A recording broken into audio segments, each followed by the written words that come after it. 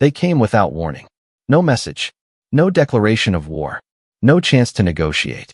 The skies above Earth cracked open as the alien ships descended, black shadows against the burning clouds. Dozens of them, maybe hundreds. Massive cruisers bristling with weapons, shimmering with technology that Earth's militaries had never seen. They moved with precision, blocking satellite feeds, jamming communication lines, disabling defense systems as if Earth's entire arsenal was a toy box to them. At first, the world panicked. Then, the screams began. Over the Pacific, battleships vanished beneath columns of fire. Over Asia, entire cities went dark in moments, silenced by orbit-to-ground plasma strikes. Earth's surface defenses were swatted down one by one, helpless against the raw firepower that rained from above. In 20 minutes, the invading force had made its statement clear. Earth was no longer in control. The leaders of Earth gathered underground, in bunkers buried miles below the surface. Presidents, generals, prime ministers, none had seen it coming. They argued, shouted, scrambled to respond, but every simulation pointed to the same grim outcome. Earth couldn't win. But Earth didn't need to win the way the invaders expected.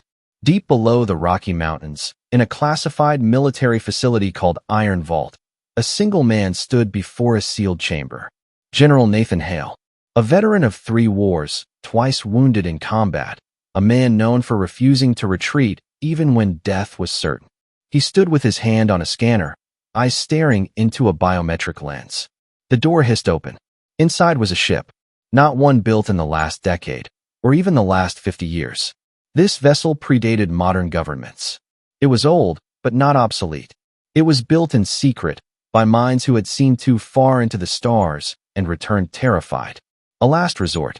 A relic of paranoia and preparation, hidden away for the day when Earth might be invaded from beyond. They had named it Leviathan. It had never flown, never been activated. Until now. Nathan stepped forward, his voice low. "Wake it up." Technicians moved quickly. Lights came to life across the chamber. Ancient power cores hummed with buried energy. Metal groaned. Systems flickered, reconnected, and stabilized. And the Leviathan, sleek, black, built for war and designed to terrify, came alive for the first time. The alien fleet didn't notice at first. Why would they? They had already crippled Earth's orbitals. Nothing significant remained, or so they believed. Until the mountain split. With a thunderous roar that echoed for miles, the Leviathan tore through the stone roof of its underground cradle, breaking into the sky like a demon loosed from its cage. For a brief moment, it hovered, silent, deadly, impossible. Then it vanished in a flash of light. Above, the lead alien command ship detected a hypersurge. Something had entered near orbit without following any known propulsion logic. Too fast. Too unpredictable. The commander, a creature known as Exorthal, ordered immediate targeting. But it was already too late. The Leviathan struck like a blade. One alien warship exploded before the others even reacted, its hull split down the middle. Another was torn apart by gravitational weapons Earth scientists had developed but never dared use. The Leviathan didn't fire conventional missiles. It warped space, tore matter apart, and used energy that bent the laws of physics.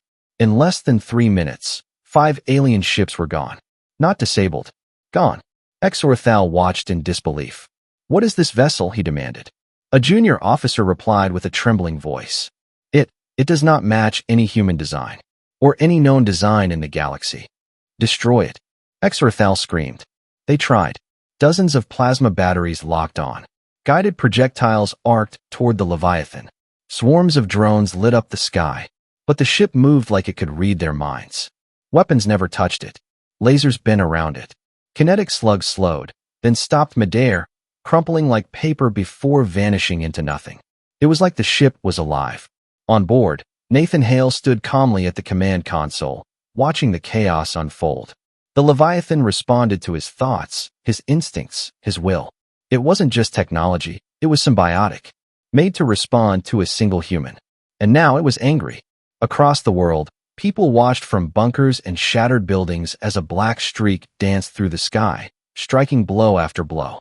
Every time it appeared, another enemy ship vanished. Cities cheered. Resistance fighters rallied. Hope, long thought crushed, reignited like fire catching dry grass. And still, the Leviathan didn't slow. Back in the alien command ship, panic spread. The invasion force, once so sure of victory, now scrambled to retreat. Messages were sent. Calls for reinforcements. Warnings to their empire. Earth is not what we thought. Earth is not weak. Earth was sleeping. And now, Earth is awake. Nathan's voice echoed through the Leviathan's systems as he stared down the final cluster of ships. You should have left us alone. The Leviathan surged forward. The last thing Exorthal saw before his ship disintegrated was a single human face on his screen, calm, cold, unshaken. The sleeping giant had risen, and it was just getting started. The battlefield was quiet. Space, once lit with fire and metal, now floated with silence and wreckage. Pieces of alien ships drifted like confetti from a war the galaxy thought it had already won. But Earth had surprised them all. At the edge of orbit, the Leviathan hovered. Its black hull reflected nothing, absorbing starlight like a void. No heat signature, no communication signal. Just a presence, still and watching. Inside, General Nathan Hale reviewed the data scrolling across the main interface. No new threats detected. The remaining alien forces had retreated, what few survived. The skies above Earth were theirs again. But Hale knew better. This wasn't over. He turned to the interface. Run full scan of known alien territory. Prioritize those closest to the invasion path. The ship responded instantly, without sound. Maps unfolded in midair, star systems, trade routes, military outposts. Each one highlighted with threat levels and probabilities. They had come from beyond the Orion Veil, a dense region few human scouts had ever dared explore.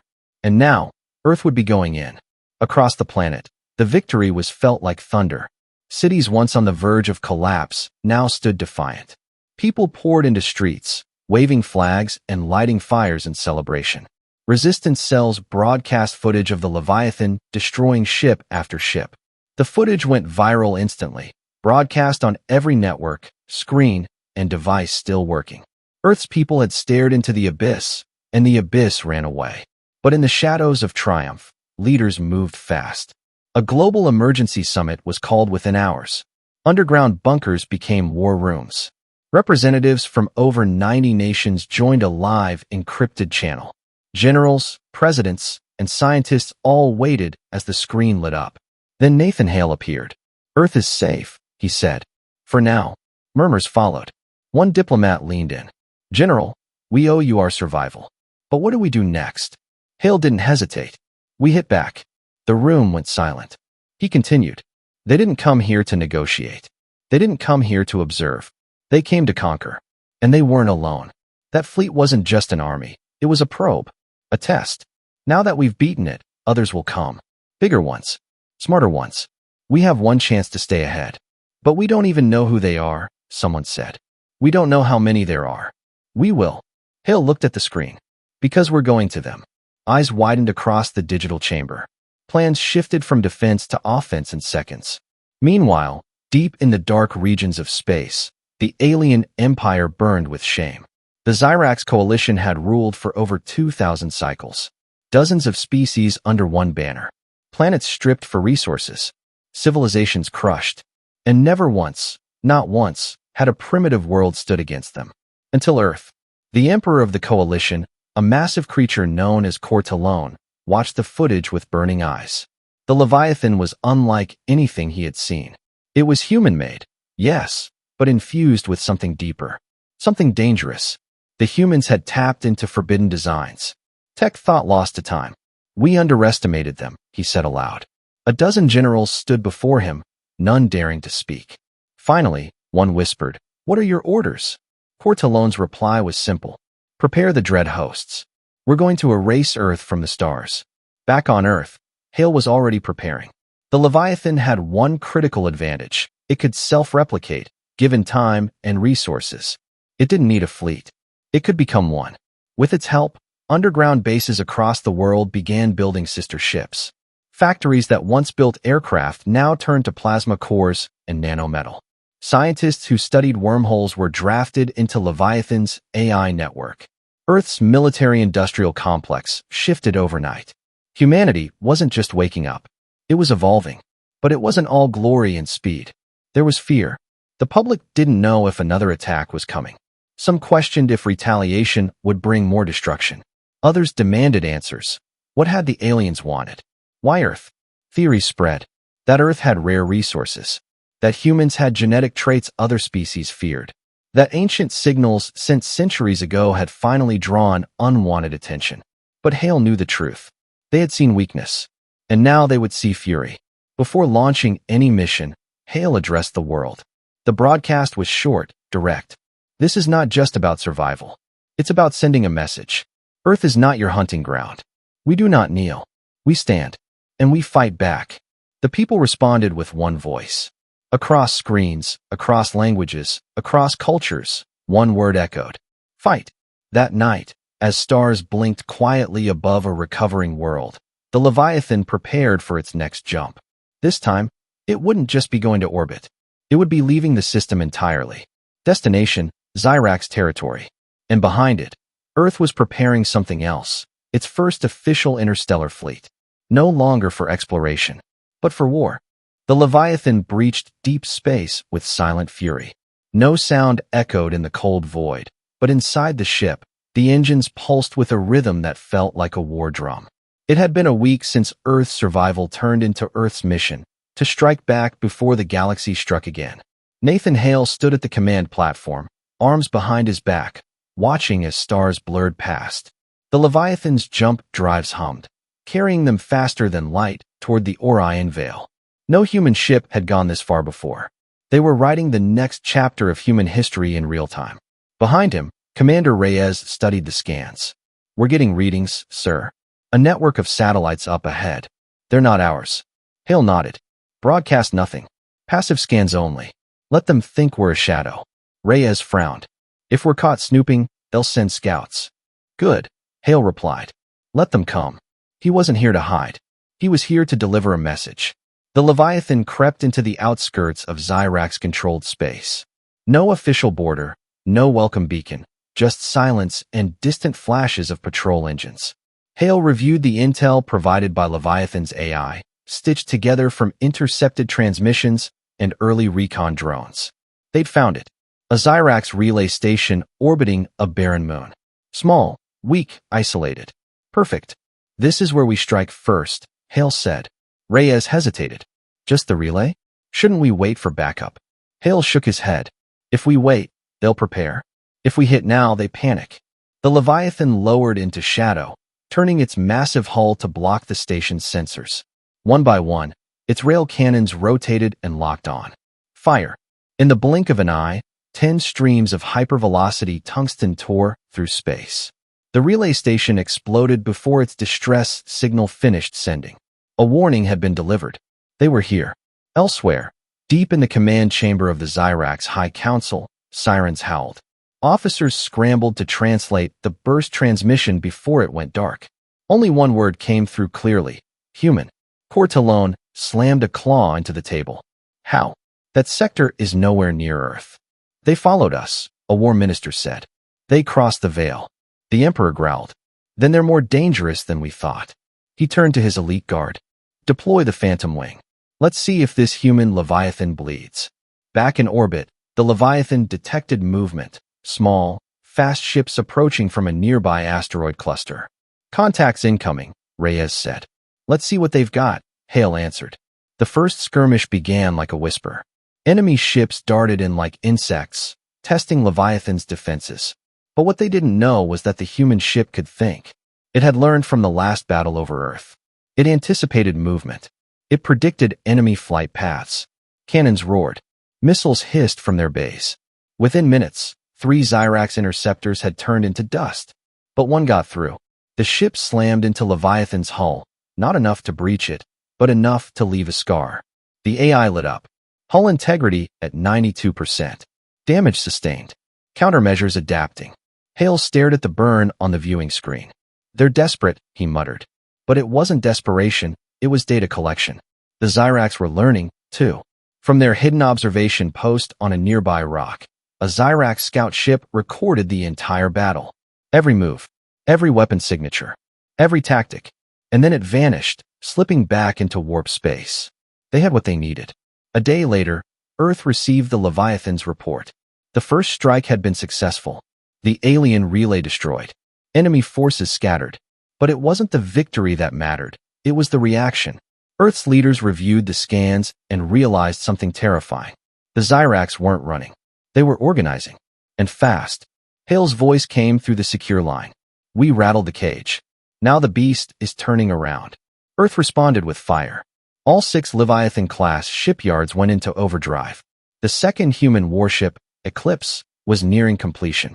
Dozens of captains were being trained around the clock. Fighter squadrons were recruited from top gun pilots worldwide. And the world changed again. News outlets shifted from panic to pride. Documentaries showed the battle for Earth, and schools taught survival tactics alongside math. The scars left by the invasion hardened into resolve. Humanity was preparing for its biggest war ever. Meanwhile, in space, the Leviathan continued its journey, deep into Zyrax territory, hunting for weaknesses, for outposts, for patterns. But Hale knew they wouldn't be alone for long. He stood in his quarters, looking at a photo of Earth from orbit. You came to take our home, he whispered. Now we're coming for yours. He didn't say it with anger. He said it with certainty, because the sleeping giant had awakened, and it was still rising. Leviathan drifted in the quiet void, cloaked in the blackness between stars. The Zyrax weren't chasing it anymore. They were waiting, laying traps, testing humanity's patience and planning. Captain Hale knew it. He could feel the tension, like the silence before a thunderstorm. We're picking up encrypted signals again, Reyes said from his station. Source. Triangulating. It's a fleet. 5 cruisers, 15 fighters, and 1 dreadnought. Hale exhaled slowly. They're not hiding anymore. He studied the tactical display. The enemy had formed a crescent formation, a hunting shape, designed to force the Leviathan into a fight on their terms. But Hale had no intention of playing by their rules. Set a course around the asteroid belt. We'll bait them, he said. The ship adjusted course, dropping lower into the asteroid field. It was dangerous, but it gave them cover. And more importantly, it gave them an ambush point. The Zyrax moved in. Like a pack of wolves, they followed the human warship, weaving through debris, hungry for vengeance. The dreadnought at the rear loomed like a predator, its main cannon the size of a city. But what they didn't know was that Leviathan had teeth of its own. As soon as the first enemy cruiser crossed the debris line, Hale gave the order. All batteries, fire. Dozens of railguns opened up, shattering rock and steel alike. The first Zyrax ship exploded, its pieces slamming into its allies. Missiles arced around asteroids, chasing fighters in spirals of death. Chaos. Leviathan spun mid-field, its thrusters firing in bursts, moving like no enemy expected a human ship to move. But even with superior firepower, they were outnumbered. One of the enemy cruisers breached the flank. Plasma fire tore across the Leviathan's outer hull, burning deep into one of its side compartments. Deck 7 breached. Reyes shouted. Seal it. Shift power to rear shields. Hull integrity dropped to 81%. Alarms rang. Smoke filled part of the command corridor. But the Leviathan didn't back down. Instead, it dove straight toward the enemy dreadnought. They won't expect this, Hale muttered. Reyes stared at him. Sir, that dreadnought's main cannon will tear us apart. Not if we get too close for it to use. The crew held their breath as the Leviathan powered forward, engines burning at maximum.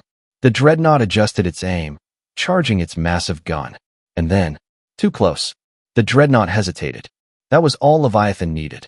A full spread of torpedoes launched at point-blank range. Explosions lit the sky. The enemy dreadnought reeled, one of its power cores rupturing from inside. Then Hale gave the final order. Unleash the Tempest. The ship's central cannon opened, a weapon powered by plasma and kinetic fusion, humanity's newest invention. It fired once. A beam of blue energy lanced through the dreadnought's heart. Silence followed. And then the dreadnought cracked, broke, and detonated in a blinding flash. The remaining enemy ships scattered. The battle was over. But victory came with a cost. Hull damage. Lives lost. Systems fried. Leviathan floated quietly as emergency lights blinked inside the corridors. Engineers rushed to seal ruptures. Medical staff worked around the clock. The ship had survived, but only just. And in the aftermath, A transmission was intercepted, not from the Zyrax, but from a neutral observer. A third party had been watching. Hale played the message on the command deck. Humans, we did not know you could wield such power. You are not what the galaxy thought. We wish to speak. Hale raised an eyebrow. That didn't take long. Reyes looked up. Sir, who was that? No idea, Hale replied. But the galaxy is waking up. He turned back to the screen, watching the debris of the dreadnought fade into starlight. This was never about revenge, he said quietly. It's about respect. And we just earned some. On Earth, the news of Leviathan's victory reached global networks in minutes. There were tears, cheers, and a new sense of unity.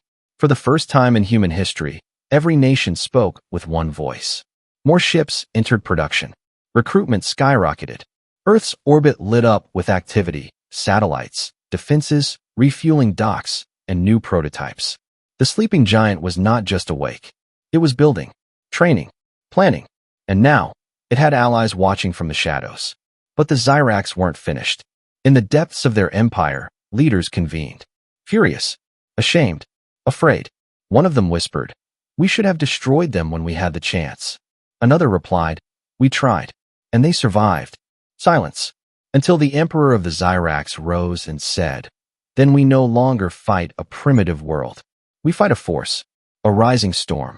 He paused, looking out at the void beyond their spire towers. "And storms," he said, "do not fear empires. They erase them." Earth's skies were no longer empty.